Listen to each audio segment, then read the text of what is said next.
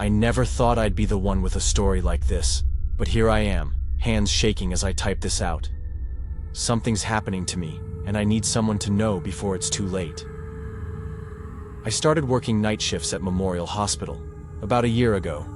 Nothing special about the job, just basic stuff in the surgical ward, taking vitals, stocking supplies, filing paperwork. The pay was okay, and I needed it for my student loans. Plus I liked how quiet the hospital got around. 2 a.m., just the beeping machines and squeaky shoes on the floor. It was my 3rd month when I first noticed something weird. Just little things, you know?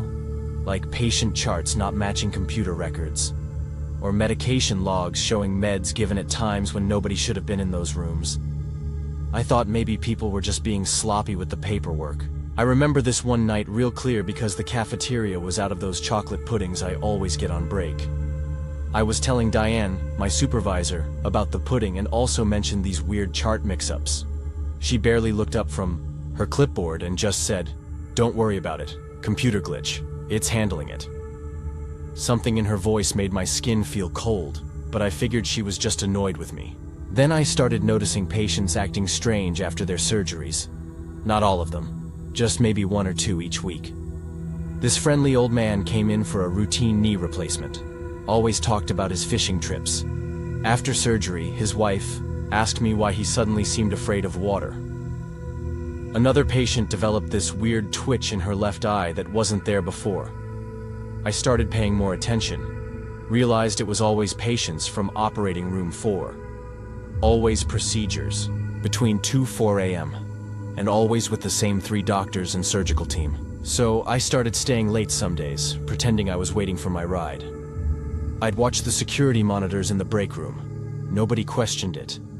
That's when I saw them. Staff in blue scrubs entering patient rooms carrying these unmarked, white containers. They never logged these visits in the system. I got curious and looked through some files on the hospital server. Found this folder called Protocol 23B with details about experimental treatments. Here's the scary part. None of these patients had signed consent forms for anything experimental. They all thought they were getting normal procedures. I started writing everything down in this pocket notebook I got at the dollar store. Names, dates, weird symptoms, staff involved. I was planning to take it to the hospital director or maybe the health department. Then last month I had my regular checkup with Dr. Martinez. Didn't think anything of it. Just a normal physical. Got some shots, gave some blood samples. Everything seemed fine. 3 days ago, my left hand started shaking just like those patients from OR4. Last night, I found my name on a spreadsheet in that Protocol 23B folder. When I saw that, I dropped my coffee mug. It was the one my sister gave me last Christmas. Still have the broken pieces in my trash can. The worst part? Yesterday, my notebook disappeared from my locked locker. And now Diane keeps watching me. Keeps asking how I'm feeling in this weird, concerned voice she never used before. She brought me tea today. She's never done that before. I pretended to drink it, but poured it in the plant when she wasn't looking. The plant was dead by end of my shift. I tried calling my brother today, but my phone died even though I'd just charged it. When I plugged it back in, all my recent calls were deleted. I went to use the hospital phone, but Diane was right there, watching me. Said she needed to talk to me about my performance review. I've never had a performance review the whole time I've worked here. The tremors are getting worse. My vision blurs sometimes. I swear someone's been in my apartment when I'm not here. Things are moved slightly. The air smells different. Like antiseptic. Hospital smell. My neighbor's dog barks at me now. He used to always wag his tail. I found a small red mark on my neck this morning. Looks like an injection site. I don't remember getting any shots there. There's knocking at my door now. It's almost 3 a.m. I can see shadows under the door. More than one person. They're whispering. If something happens to me, please investigate. Memorial Hospital. Look into Protocol 23B. And whatever you do, don't let them give you any routine procedures. Don't end up like me. My heart pounds. I can hear it in my ears. The doorknob rattles like it knows my name. I press my ear to the wood trying to catch their words. Please, whoever reads this, act fast. They're coming.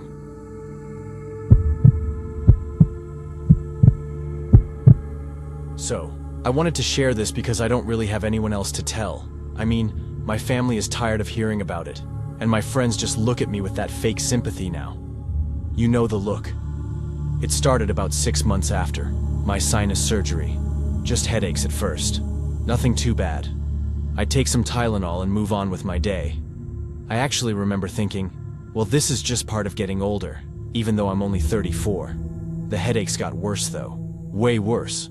Soon it was like someone was hammering a nail into my skull every single day. I couldn't work, couldn't drive, couldn't even watch TV without feeling like my head was gonna explode. I went to my regular doctor first, Dr. Miller. He's a nice guy, always wears these weird ties with cartoon characters on them. He thought it was just migraines and gave me some pills. They didn't help at all. Then I saw a neurologist, Dr. Patel, I think. She had me keep a headache journal and suggested it might be stress. I tried meditation, cut out caffeine, even started doing yoga. Nothing helped. The pain just kept getting worse. By the 3rd month, weird stuff started happening. Like, I'd suddenly taste metal in my mouth for no reason. And sometimes I'd smell something burning when nothing was. My wife thought I was making it up. I wasn't.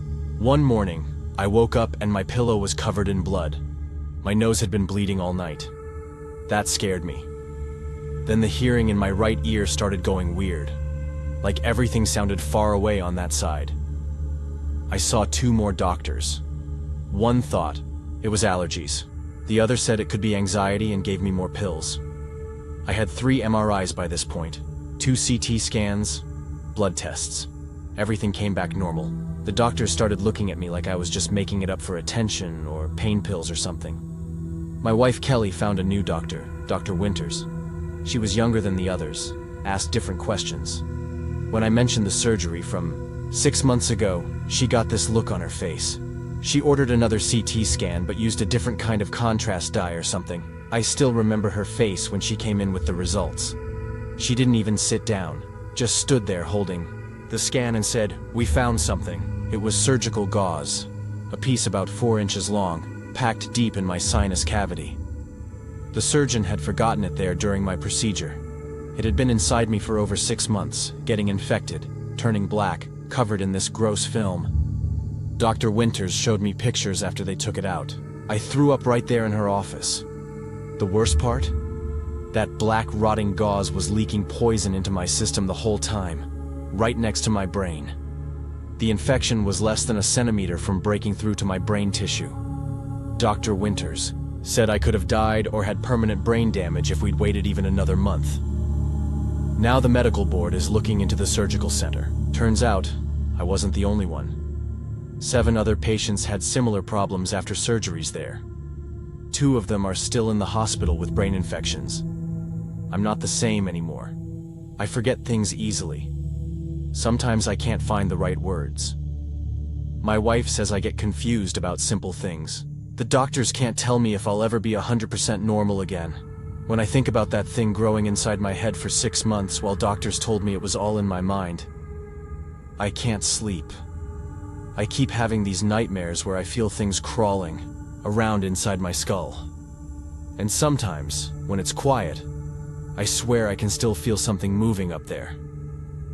Every day feels like a battle. I jump at every sound. My own heartbeat echoing like a warning. I've started wearing sunglasses indoors because the lights feel too bright, like they're burning my skin. I can't be alone, yet I dread company. Friends stopped calling. My parents visit less often. They say they understand, but I see pity in their eyes. I spend hours staring at the mirror, searching for any sign that infection remains, any small shadow or movement behind my eye. None of it makes sense, but I know what I experienced.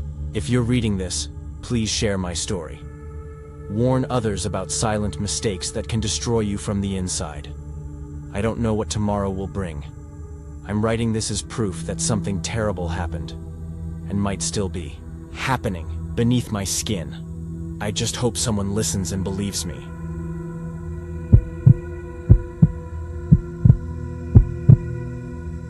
You know how people say trust your gut? I wish I had listened to mine sooner. maybe things would be different now. It started last summer when I kept getting these headaches.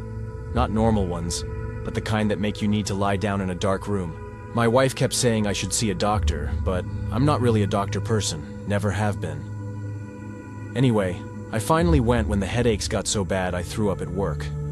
That was embarrassing. My boss basically made me go to the hospital. The doctor there seemed nice enough. Did some tests, took some blood. I remember he had this weird stain on his coat that looked like coffee. Funny the things you notice when you're nervous. A week later, I got a call to come back in. I knew something was wrong when the nurse wouldn't look me in the eye. The doctor told me they found something in my brain. A tumor. Said it was aggressive and I needed treatment right away. Everything after that is kind of a blur. I remember my wife crying. I remember calling my parents. I didn't even know what to say to them. The treatment started fast. Radiation first. They put this mask over my face to keep me still. It pressed so tight I felt like I couldn't breathe. 5 days a week for 6 weeks. Then they started the chemo. God, the chemo was worse than any headache. I lost all my hair in like 2 weeks. Even my eyebrows, which was weird to see in this mirror. I couldn't eat without throwing up. Lost 50 pounds. My hands and feet felt like they were on fire all the time. My wife took time off work to drive me to appointments because I was too weak. Our savings were disappearing. The medical bills kept coming. I felt so guilty watching her trying to be strong. 4 months in, I got admitted to the hospital because I had a fever that wouldn't go away. That's when things got weird. This new doctor came in. Dr. Patel. She was looking at my chart and kept frowning. She asked me questions the other doctors had already asked weeks ago. I was annoyed, to be honest. I just wanted to sleep. She ordered new scans. Said something about inconsistencies. I didn't think much of it. When you're that sick, you just do what they tell you. 3 days later, she came back with another doctor. An older guy I hadn't seen before. They closed the door, which made my stomach drop. Mr. Jenkins, Dr. Patel said, we need to discuss your diagnosis. The way she said it made my wife grab my hand. There's been a mistake, she continued, a significant one. The older doctor took over then. Explained how the lab had mixed up my samples with someone else's. I never had a tumor. Never had cancer at all. I just stared at them. Couldn't process what they were saying. My wife started crying, but not like before. She was angry crying. You're telling me he's been poisoning himself for nothing? She shouted. The thing is, by then, the damage was done. The chemo had messed up my heart. The doctors called it cardio something. My hands and feet still burn sometimes. I forget words, get confused easily, can't work my old job. And the other patient? The one who really had the tumor? They told us he died 2 weeks before they found the mistake. He thought he was fine all those months while his tumor grew. The hospital launched an investigation. Found out the lab was cutting corners, not enough staff, not following protocols. They found 7 cases like mine, 7 lives ruined by somebody not double-checking a label. I'm 36 now, but feel like I'm 70. Every time something hurts, I wonder if it's from the chemo or if the doctors missed something else. The lawsuit is still going on. The hospital offered money, but how do you put a price on something like this? The worst part isn't even what happened to me. It's knowing that guy died because of a mix-up with my name on it. Sometimes I still get headaches, probably just stress, but I can't help wondering, what if there's another mistake no one's caught yet?